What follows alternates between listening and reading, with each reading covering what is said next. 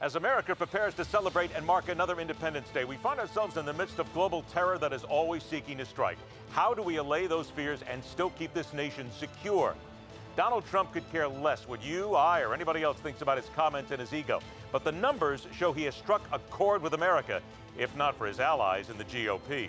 As the doors prepare to open on embassies in Havana and America, we are forced to understand how long it will be for normal relations with Cuba, if anything can be normal with a communist dictatorship.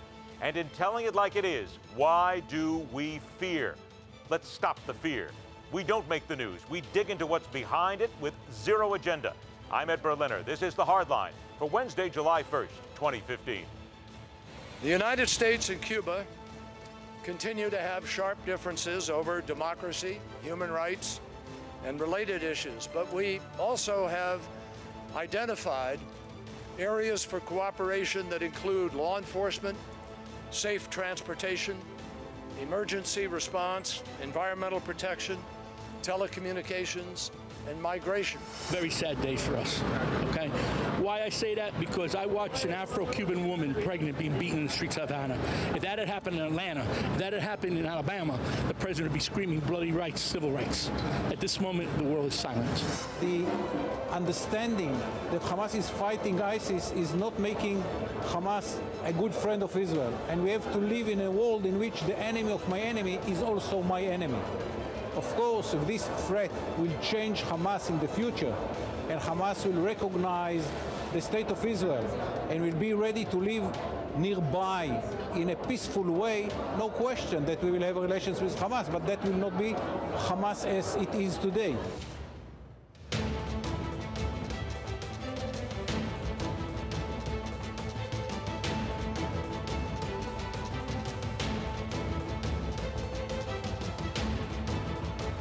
ISIS has called for attacks during the Muslim holy month of Ramadan and the 4th of July celebrations that this year overlap. This morning in New Jersey, the FBI arrested 23-year-old Ala Sadeh, charged with providing services and recruits to ISIS.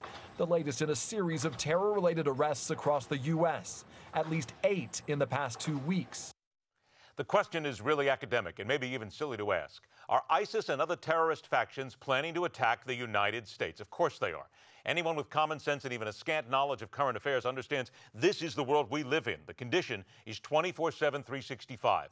But what of this July 4th weekend and the warnings we're hearing about? What effect does it all have not just on the terrorists, but on our own national psyche as we fight a war that seemingly has no end? Our guest is the former Deputy National Secretary Security Advisor to Vice President Dick Cheney and current Senior Counselor at the Foundation for the Defense of Democracies, John Hanna. John, thanks so much for joining us, and I have to begin this discussion by asking you, with all of these threats we have heard, and they continue to escalate every single day, do you believe they're overkill or are they on target? Listen, this is a very hard call. Having worked in administrations, having been through these terror alerts, especially around anniversaries when we know terrorists would love to get to the United States, you're damned if you do, you're damned if you don't. My guess is that officials always will err on the side of caution and saying that we told you that something could happen. But you can go overboard, I'm afraid, and you have such a chilling effect that the terrorists actually, of course, end up winning by stopping us from doing what we need to do to go about our daily lives and live our freedoms. We need to be vigilant, but we can't be chilled from conducting our lives as free citizens in a free republic. John, you touched on my next question absolutely and very succinctly. In just putting us at this point, having us ratcheting up constantly all of these different terror alerts, have the terrorists already, in some ways, won? They might say they have. I don't think so, Ed. I think the country's done incredibly well over the course of the last 13 years. We've heightened our security. We've improved our defenses. But we still are the freest country on the face of the earth, and we need to try and keep it that way. So let's talk about keeping it that way. Do you believe right now that we are better as a nation, as far as our intelligence is concerned, in being able to tell the difference between the possibility of a real attack and what might be just some terrorist nut job blowing off smoke somewhere that basically smoke screens everything? I think we are better. I think there's no question that our defenses are better, our intelligence is better, we know more about the enemy, the way law enforcement and our intelligence community cooperate. We're much better synced up than we were before 2001. So to uncover really sophisticated, well-planned plots, I think we're in much better shape. My fear, Ed, more than anything, is these lone wolf attacks. The guy's self-actualized in his basement who reads these tens of thousands of messages going over social media saying, get up, get your AK-47, attack a mall, a shopping center. That's my real fear, because how do you stop that? Well, let's then look at that, because ISIS has already claimed in recent months that they have terror cells in place in 15 states. They've talked about Virginia, Maryland, Illinois, California, and Michigan. Isn't it fair to say, John, that a lot of times they will make these claims, if for no other reason than to try and drive one of those lone wolves, one of those whack jobs that's just sitting there waiting for what he or she considers to be some sort of a sign to attack America? They will take that and use that to their own advantage. And we really can't get ahead of those. Those just happen.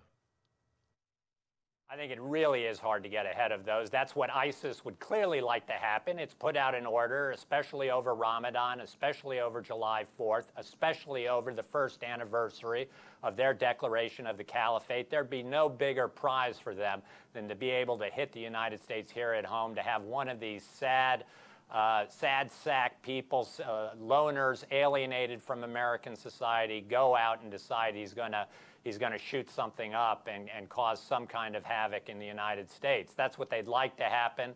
If they don't do that, then they're probably perfectly fine to be able to tell their followers that they, by their simple threats, by what they've done, they're able to get the United States completely ginned up, to get us overreacting, to get us putting in more security measures, spending tens of thousands, if not millions of dollars on new security measures. So even when nothing happens, they're able to claim some kind of small measure of victory. So, John, let's do our best here to try and get the American public ahead of the game. As we approach the July 4th holiday, we're always told, if you see something, say something. Outside of that, what would be your best advice for the American public to keep themselves ready and what to be on the lookout for? I think it is that suspicious person, that person acting in an odd way, that package that has been left somewhere where nobody is claiming it, that looks odd to you. I would just say, you know, people are always worried about causing a ruckus, about causing a problem. They'd rather say nothing. I'd say err on the side of caution. Let somebody know, alert somebody, and just be vigilant about your surroundings and what's happening around you. Other than that, don't let it change your life. The chances of being hurt in a terrorist operation are still quite infinitesimal here in the United States compared to the risk you run by just driving to that July 4th celebration or being out in the burning hot sun in Washington on a hot July 4th day.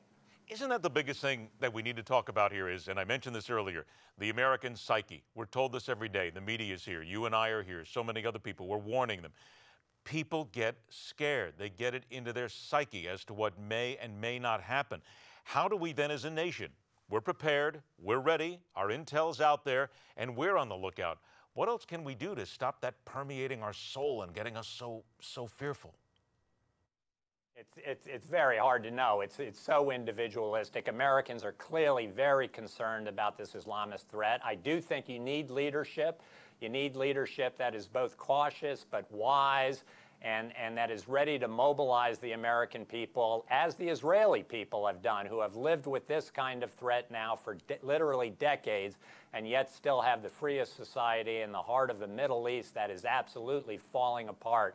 I think that's the kind of leadership and bravery that we need here in the United States, and I think the American people are up to it if these things are put in the proper context for them. John, I think you said two words there that we don't hear enough of, and maybe we should: cautious and wise, which is what a lot of our leadership needs to be, and sometimes they fall so drastically short of that it is absolutely terrible. John, thank you so much for your time. We appreciate it. To you and your family, have a wonderful and have a very safe July 4th holiday.